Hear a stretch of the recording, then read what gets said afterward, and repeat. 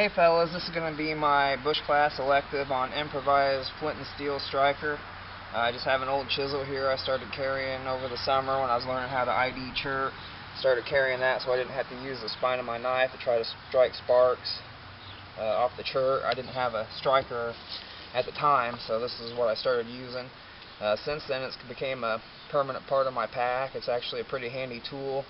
It's old, I don't worry about beating it around a little bit, and it's got the pommel cap there, or plate, whatever you want to call it, so you can beat on the end of it, you can dig with it, pry with it, you don't have to worry too much, and it does actually throw a spark too, so thought I'd use that today. Got a piece of quartz here, a piece of char cloth.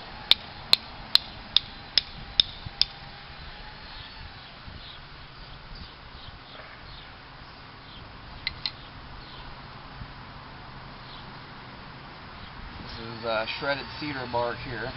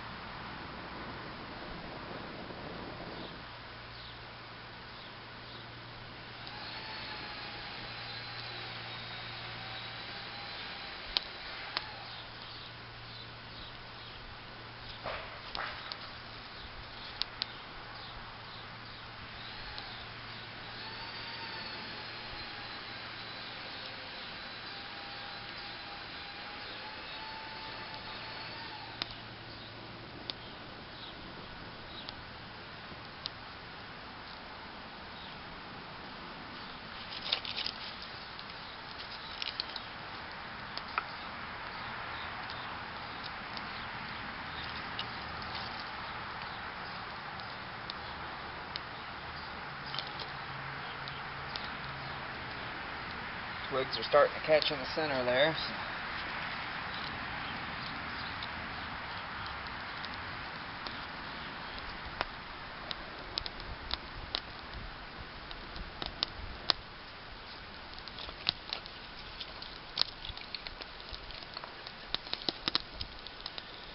Alright, so I'm going to feed some fuel to this fire, let it burn down a little bit, and then I will get started on making the char cloth. Okay, we've let it burn down a little bit. I've got a brand new Altoids tin. I put some jute twine in there. I'd never tried charring that before. I thought I'd give that a try, and I have some flannel cotton patches there. I didn't put a hole in the lid. I've read a lot of debate about whether or not you need a hole in the lid or not. The last one I made, I did put the hole in the lid. It seemed like I had a lot of flame ups. So a few guys I talked to on the forum said that you could actually get away with not putting the hole in there, that enough smoke can escape through the cracks and the hinges. So I'm going to try it that way this time. I can always poke the hole in it later. So another thing, I like to cook mine on coals, because that's another thing, it seemed to me, if I put it right in the fire, I'd also get a lot of flare-ups that way. So I don't know, this just seems a little safer to me. You know, that's up for debate. I don't think there's really any one real proper way to do it. This is just the way that I'm going to try to do it this time, see how it works out. I can see smoke coming out of the back hinges there, so I'll let that cook for a little while, and when it's done, I'll be back with you. Okay, it's pretty much done smoking. I'm going to real quick just flip it over.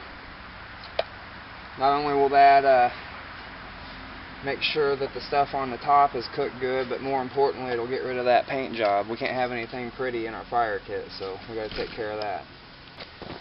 You might be able to see there when I flipped it upside down, it actually started smoking again, so looks like that's going to work pretty good. Okay, so we've got our paint all burned off, no more pretty, and more importantly, we have our char. There's the jute twine. Looks like it charred up pretty good. And then we have the char cloth, that shiny stuff in there. If you can see, it's actually, I think, residue from the burning process. It gets kind of, top of the can gets kind of nasty here after a while. Looks like it worked pretty good though. So anyhow, that was my elective lesson on improvised flint and steel. This is Kevin. Thanks for watching.